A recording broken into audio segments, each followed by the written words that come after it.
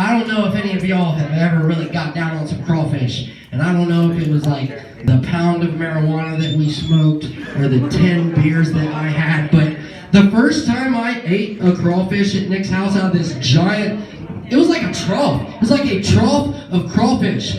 I came in my pants.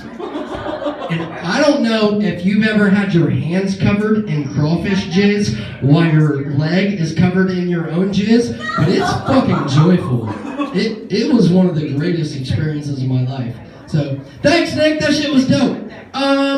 Y'all, we are getting towards the end of the night here, and I'll tell you what, this is why I'm happy, because not only y'all had enough drinks to find us funny, but I've had enough drinks that I'm delusional enough that y'all think I'm funny. Yeah, that's exactly what I just said. It is. And coming up next, this man has taken the reins of this Sand Hollow gig from the lovely, epic, way too firm of an ass Ty Bernetti, and is now going to run this thing from now on. I got a little list here for you I got to read down, because you can find this man all around town. He is a Nurkin. Is that how you say it? He's basically a Nurkin. Wait, am I not doing that right? Yeah, he's a Nurkin. You know what I'm saying? He puts on shows at 31 Lest in the Bootlegger Bar. Here. I mean, obviously. Okay. He has a show coming up at the Weathervane Playhouse for the Stand-Up Showdown, April 18th. And then June 26th, he is recording his first comedy album at 31 West. I will also say this. Yeah, all right. Nice. Indeed, yeah, give it up. Here's the fun fact about this man. He actually makes his money as a cam girl. And we've talked a lot about porn tonight. And I'm not sure how familiar you are with cam girl, but it is essentially, let me help you guys out.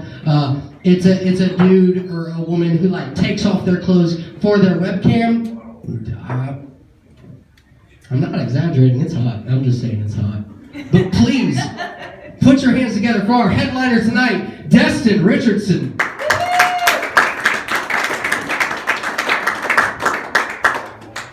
Everyone give it up for Blake Whistle one more time. I really hope he washed his hands after that crawfish jizz. That's, everyone, make some noise one more time for all the comics that went on before me. I say went on before me like they died. They're all still here. They're just eating in the green room. Everyone, thank you all for coming out again. I'm going to leave this here because I'm professional as fuck. So hey, before I really get into my prepared set here tonight, I want to ask you guys, do we have any birthdays in the house? We got a birthday? All right. Oh, we got 2 birthdays. Okay. Well, as is customary in any Destin Richardson production, birthday people are always giving a lap dance. So 2 tons of fun. Ray Mary Jenkins, come on out here. You're welcome for the worst birthday ever. Anyway, we got some Nurkians in the house. It's Nurkians. Oh, my bad. Yeah, Nurkin just sounds like a sex act. Mr. Pornhub over here. I'm surprised he hasn't Googled or Pornhubbed Nurkin. It's just a Newark man masturbating in public. That's all that is. Nurkin. Comedy train out of control! Everybody, so we got some Nurkins in the house. Do we have any Granvillians in the house? Granvillians? Of course, they're not going to slum it up with us, right? I was saying, like, you know, you would think with their nose up in the air they'd be able to hear it just fine, but apparently not. But anyway, and then Utickins, Hanoverians, Hanovers. Okay, anyway, thank you all for coming out wherever you came from, all right? Thank you. So I want to fill you in, guys, a little bit about my life, because stand-up comedy is very vain. I actually, Thursday night, yeah, it's just me, politics, religion, my dick, that's stand-up comedy, everybody. Unless you're a female comedian, then my clan,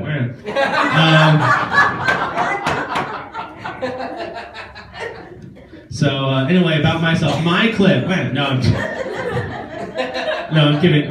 Thursday night, I had a sleep study done.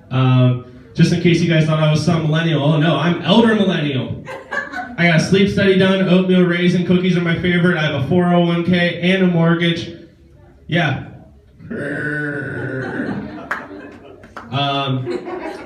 So yes, no. I've had sleep apnea for 3 years, which is surprising because I've been obese for more than 3 years. In fact, let's see, I'd say 20 of them obese years, and the first 6 were overweight, and that is year 1 through 6 too. You think I'm joking? I was born 11 pounds 14 ounces. I would say I'm surprised I didn't see more shudders from the women in the room. And yes, I was not born C-section either. I wrecked that poor woman more than my father ever could. How dare you? My mother's a nice lady. If I ever met her. Anyway, it's back to the sleep study. So anyway, I go to Columbus, and I had a really rough day at work too. We had 2 call-offs, so I had to work super late, and I had to drive to Columbus to get there at a certain time. I'm stressing, I'm rushing, I didn't even barely get to eat. I scarfed down a Wendy's 4 for $4. And I'm not sponsored by Wendy's, but it's great. You should get a 4 for $4. It's dope.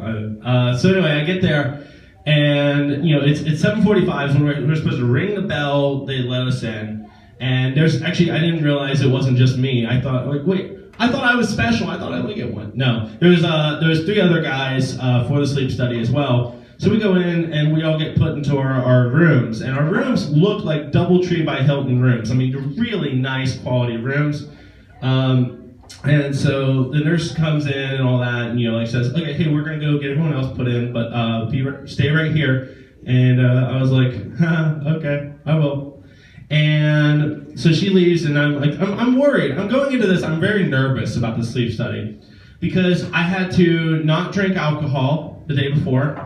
I also had to avoid caffeine after 1 p.m. And I wasn't supposed to eat beforehand, but I did anyway just because I had to skip my lunch. And I'm really nervous. I'm like, how am I going to get to sleep at 8 o'clock? And especially considering my only other effective method of falling asleep probably would not be approved by the nurse watching me. It would get real Louis C.K. real quick. So anyway, I actually do fall asleep before she even gets there. I turn on the TV and all that sudden, and all of a sudden I turn it on and Friends is on, and I'm like, oh, this shit, and I just fall asleep immediately. Yes, Friends is an awful show. Come at me. But anyway, they wake me up. They wake me up for the sleep study, which seems very counterproductive. I was like, I thought I was killing the sleep study. Why are you guys ruining this for me? And they get me all hooked up to the Darth Vader mask and everything. They show it to me. And now, I should also say, before I went and I told people I was doing a sleep study, I have a lot of douchey friends. Birds of a feather flock together. And they did the really classic single guy douchey thing of oh, you're going for a sleep study. You can ask one of those nurses to do a sleep with you study? Why'd I go into a Bill Clinton laugh too? That was actually kind of perfect. You don't want to do a sleep study with me. That was not Hillary, obviously. He's pretty over that. But no, I'm there, and just I'm the whole time I'm thinking, because the nurse was actually kind of cute too, and I hear my douchey friend's voice in my head, sleep. And I'm thinking no, she's a medical professional. This isn't gonna happen.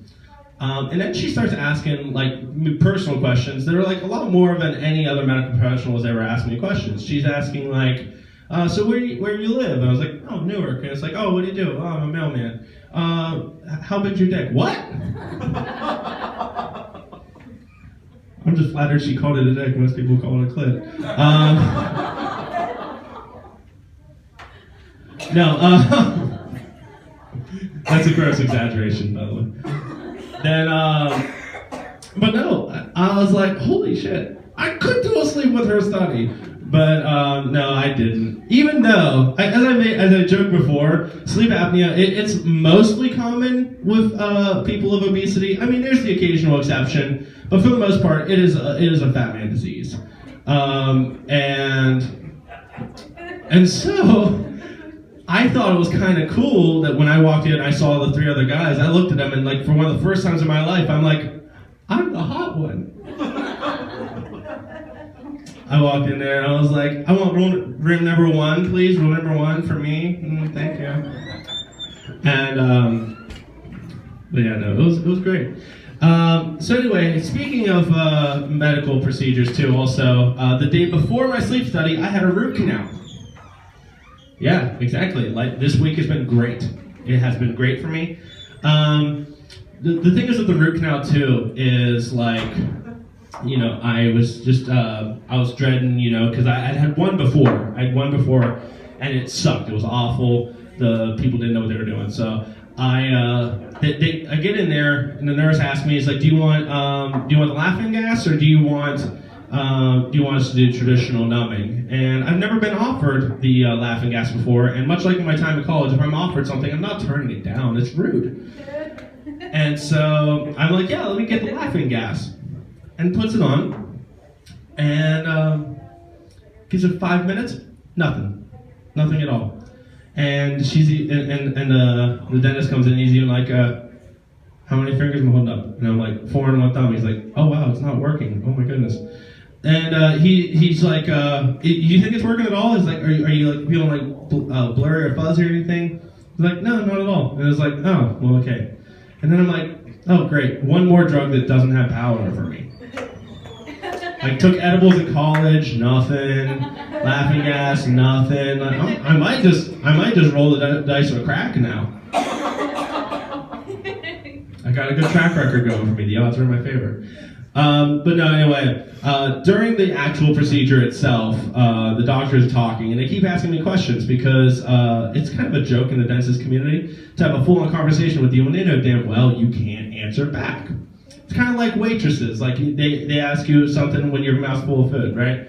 So they're doing the procedure, and they're drilling down into the roots and everything, and the doctor actually gets down there and he's like, wow, your root's a lot longer than we thought. And the one time I could say something, I said it with the very cute nurse there, and I did a really douchey wink too. I was like, you wouldn't be the first one to comment on my long root. Yeah. And just so you guys know how bad my memory is, I literally had to write a winky face next to my not even good dick joke. Because otherwise I forget that comedy gold. But no, anyway, as I said, this nurse was really cute, and I know me, I own a mirror, not to brag. And so I was like, you know, I'm not, you know, but I've been single a while, so I'm like, you know what, I live once, let's shoot my shot with her. And I'm asking her questions and all that, and it's going well. I have her laughing at a lot of things, because believe it or not, I'm sometimes funny. And so we're walking to the counter for me to pay a mortgage on my tooth. Thank you, Delta Dental. And anyway, so I'm there, and I ask her this time. I straight up. I'm like, hey, I'm doing a comedy show Saturday. You should come out to it. And she's like, yeah, thanks. And I actually get her number, right? Right? No applause break? That's cool. Yeah, okay. Cool. And she tells me her name's Michelle. And as I'm leaving, I hear one of her coworkers say, hey, so Shelby, what's your next appointment? My next thing is, I'm gonna call this number. And I hope she does what I do the one time I gave a fake number, and I hope she gives me like a pizza place. Because in that way I'm let down, but I'm immediately picked back up by pizza. Like if I ever hand out a number that's 740-344-3434. Now first off, I know that sounds fake, but that's the Pizza Hut on West Main Street. So yeah, you're not getting this dick, but you are getting some stuffed crust pizza. And last bit of my dental bit here. So, I'm at the counter after I'm let down by Shelby or Michelle or whatever her name is. And she's like, all right, well, book for this date. We want to come back so we can get the actual crown put on your tooth. Plus, we found a couple other cavities in your mouth. Because apparently you guys don't know this, I gargle with Dr. Pepper after brushing my teeth. And so I'm like, okay, what do you got on this day? Because that's my next day off. And she says, well, we got an appointment at 2:30. And I had to stop. And I said, me, a stand-up comedian, and I have a dental appointment at dentist's favorite time of day, 2:30. Are you kidding me? There is a God. So anyway, yeah, this has been my week of self-care, as you can tell by what I've already told you. And so not only did I have to pay a whole bunch of money for my root canal, not only did I have to pay a bunch for my CPAP machine, I have a surgery scheduled, a consultation about a surgery for my deviated septum. And this all sets me back about $4,000 out of pocket over the year. So millennials always talk about self-care. Fuck self-care! Like, yeah, I was in pain, I was miserable, but at least I wasn't out $4,000. Shove your self-care up your ass. Looking at that list is like the first time in my life, and I'm going to say a very dangerous sentence to say in Newark, Ohio. I was feeling the burn, guys. Yeah. I told you it was dangerous. I warned you. Thank you for letting me know I shouldn't have said it. Anyway, so I want to go ahead and say, speaking of the self-care though, I actually made the decision not too awful long ago. I quit drinking. Congratulations. Thank you. So if you guys got a drink, let's toast actually right now. Let's toast. So no drinking.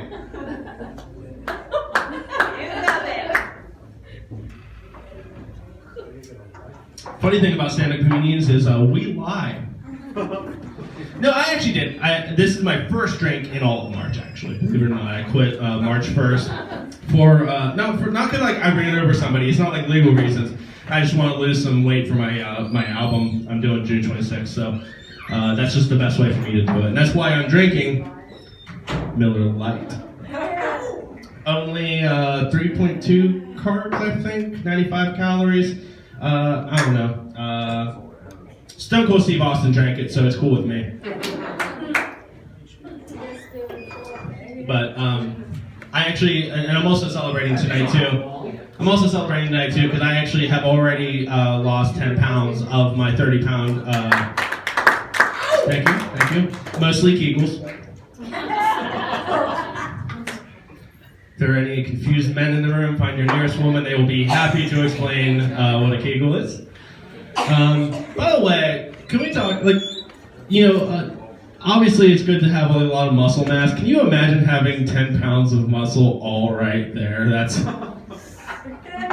Men would hate that. Are you kidding me? Do you think you could last more than 10 pumps in 10 pounds of... Yeah, exactly.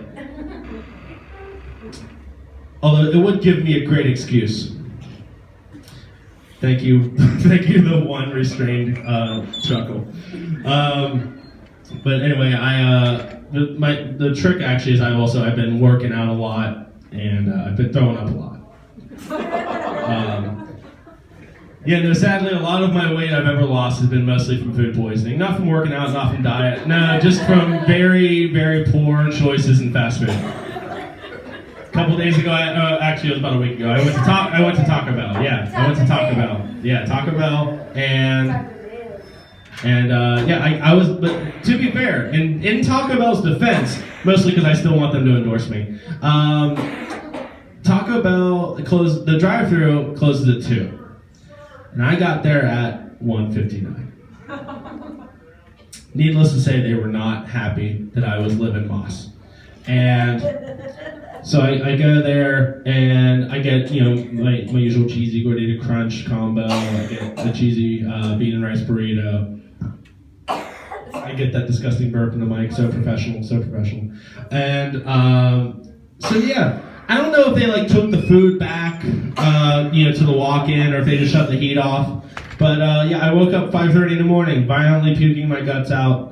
Just spraying. Not nearly as bad as Blake has to in the porta potty though. I just did it, normal. But I lost 3 pounds that day, guys. Getting there. But anyway, no, I do enjoy working out from time to time. I've been doing this 300 workout. Now I know this is a slightly outdated reference, but the movie 300, the Gerard Butler with the Spartans, the 300 Spartans. There's like the workout that they did to get in that ridiculous shape. I haven't been doing it. I've just been watching the movie 300 a lot, hoping that it just. No, it is a crazy workout. I've actually done it.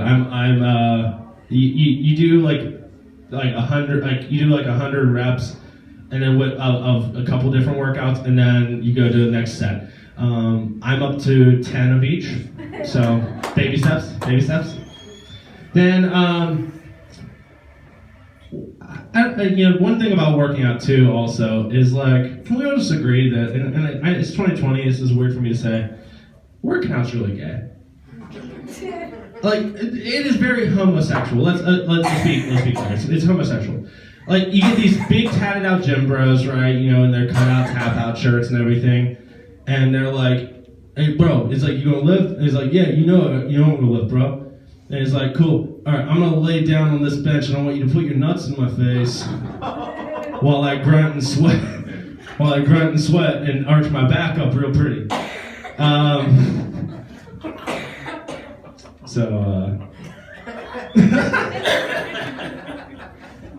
It's always really weird because like I have that energy, but like my workout partner's like the old retired like like Navy SEAL, like the 80-year-old guy that like wears the Speedo at the pool, like that guy. Because you gotta pick your fights wisely. I gotta go where I have the advantage.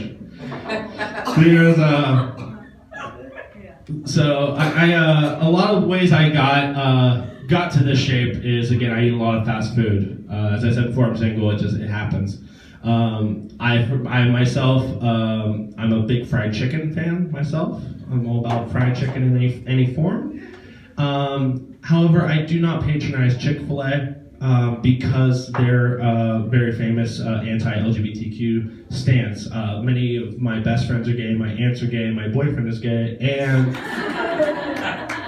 all he wants to do is cuddle. It's so annoying. But no, I was on my way to a gig in Columbus one time, and I drove by the Morse Road Chick-fil-A, and this is at like 8:45 at night. And there are, and I took time. I saw there was such a line around the building of cars. There was 18 cars wrapped around this Chick-fil-A in the drive-through line. And I'm like, wow, that is 18 people that love fried chicken. Especially at the back of the line, that's patience. That's love right there. If you're at the back of a line that big, you love it. Those are 18 people that love fried chicken and not talking to their gay children. No, anyway,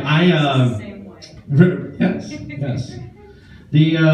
Also, can we just agree that like Chick-fil-A, they pick such a horrible name to have the stance that they choose to have. It's right there. You can tell. Chick-fil-A Shio, come on. Grab the low-hanging comedic fruit, people. It's right there. So juicy and sweet, the forbidden fruit. Except they don't go for it, because clearly. But no, I think that's the way we can actually kind of help change their thinking about it. Because they say they're against gay marriage, but their name literally could just translate to a nice, easy Chick-fil-A joke. We need every lesbian that hears this, which, I mean, it's not, but to the people watching in here, we need every lesbian that hears this to go to your nearest Chick-fil-A and live out that really cheap joke right on the counter. Just go at it, Pornhub style. And because, let's face it, if there's one thing that Christians love, is lesbians. Yeah, I was saying, fight them from within. Fight them from within. But no, actually, I'm a Popeyes guy personally. If I gotta choose. Well, technically, if I gotta choose, I'm a Zaxby's guy, but there's none around here. But I did a whole lot of shows in Florida, and I ate them. And Zaxby's is the only fried chicken place that actually followed my Instagram account back, so they're the best. That's the closest to a sponsor I'll ever get from a fried chicken place is a follow back on Instagram, but I'll take it. No, like there's the whole controversy of like the Popeyes chicken sandwich and all that. I had it, and I had to say it's very good, but it's not like worth like fighting people over in the lobby or anything. It's not Wendy's breakfast. Let's put that way. But and I'm only playing nice to Wendy's because their Twitter account will ruin me online if I say anything bad about Wendy's. So Wendy's is great. But no, I was eating at a truck stop, Popeyes, also not to brag, and there was we're Newark people here, so I'll pander as locally as I can. It's the one out on 70 and 37. You know the one? It's got the Bob Evans and the Sbarro. Yep. So I ordered the chicken sandwich. It's taken a while, and I'm like, well, I'm hungry, and I'm an American hero. I'm gonna go to Sbarro too. And so I get a slice of pizza. I get my spicy fried chicken sandwich. I sit there, and I'm eating like both, and I'm like, what if I just put both together? And so I put my Sbarro pizza in my chicken sandwich, and right as I take the bite, I lift the sandwich up to my face, and like over the bun, the brioche bun, the sweet brioche bun, I see a mother clutching her child. Like I'm that much of a monster. Like she thinks that I'm like Frankenstein or Jeffrey Epstein, that she needs to clutch her child that close to me.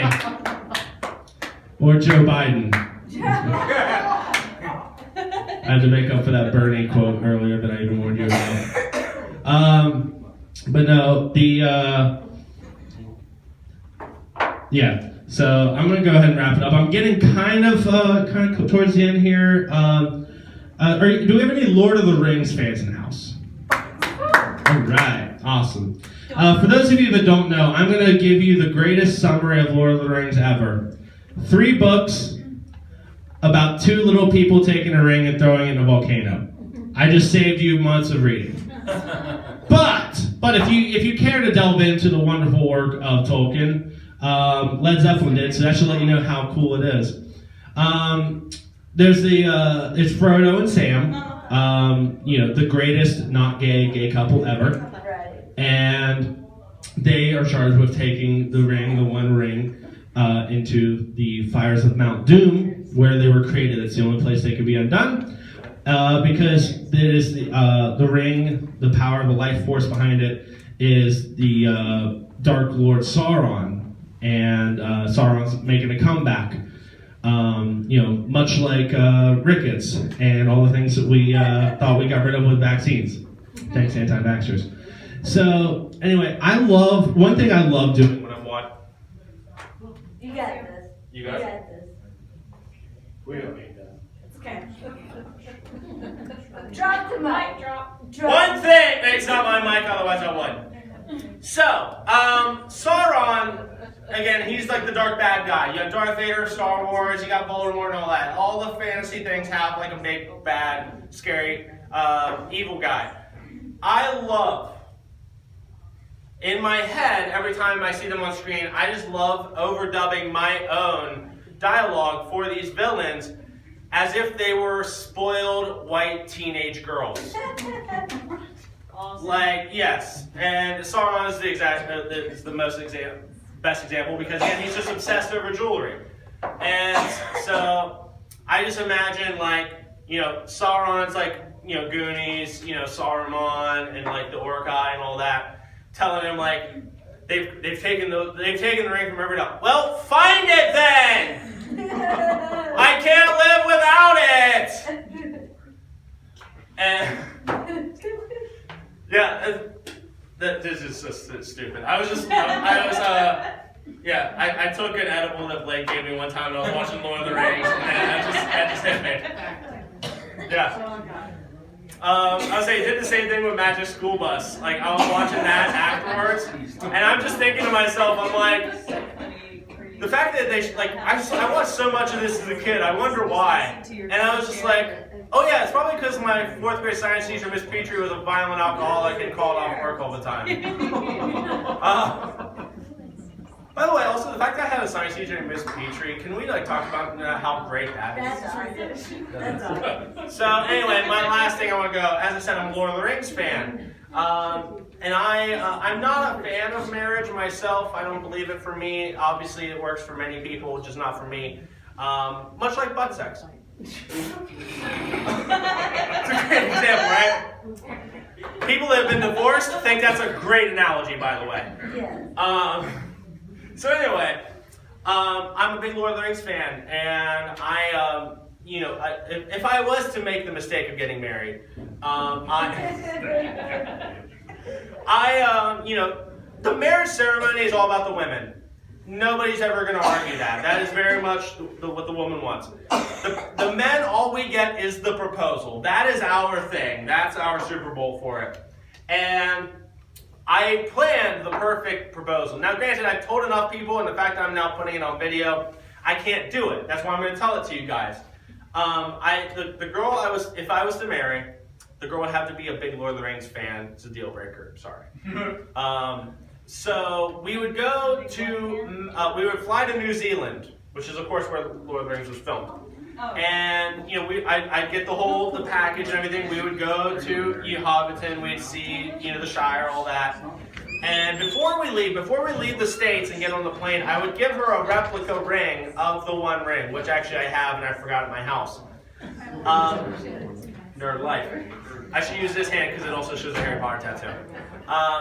But anyway, so I would have this ring. I would give it to her, and I say, "We're gonna go destroy this One Ring," and she'll be like, "Awesome, that sounds fun." And I would book the Mount Doom part. Well, it's an active volcano, but it's technically called something else. But for all of us that care, it's Mount Doom. And we would go out onto the little walkway that the famous ending scene is, where they actually destroy the One Ring. Spoiler alert: the good guys win. Sorry. And I would send her to the edge to throw the ring in the volcano. And when she turns around, I would be on knee with the real ring. Now, what is a perfect proposal? A perfect proposal is a proposal that she can't possibly say no to, correct? Remember where we are at. We're at the lip of an active volcano. She can say no, but it's ill-advised. She turns around, it's like, "Oh no, I don't think we're ready for that." But you were my precious. Oh. So, thank you. I'm going to end with the worst joke ever written. Are you guys ready for it? Let's do it. Compared to everything I've said, you should know this is really bad. Why am I holding the mic? Right, John? It's live again. Alright, I'm telling you right now, this is the worst joke ever written. Carlin, Mitch Hedberg, Richard Pryor, Greg Giraldo, they are rolling in their graves as I tell this punchline. Just know. Did you hear the joke about the brat that started doing stand-up comedy? He never made it anywhere because his delivery was the worst. I warned you. That's my time, everyone. Thank you for coming out. Give it up for Blake Whistle. Give it up for Sam Welch. Give it up for Ray Jenkins. Give it up for Nick Glasser, who I saw earlier. Give it up for Sam Hall, Speakeasy. Give it up for yourselves. I'll see you back here May 2nd with hopefully brand new faces of comedy. Until then, drive safe and say no to drugs unless they're free. Have a good night.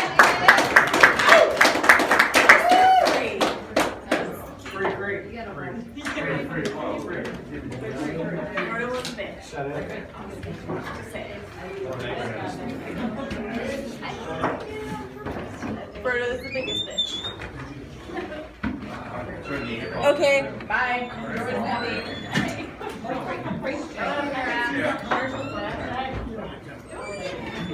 Try I'll move that Tommy gun for you.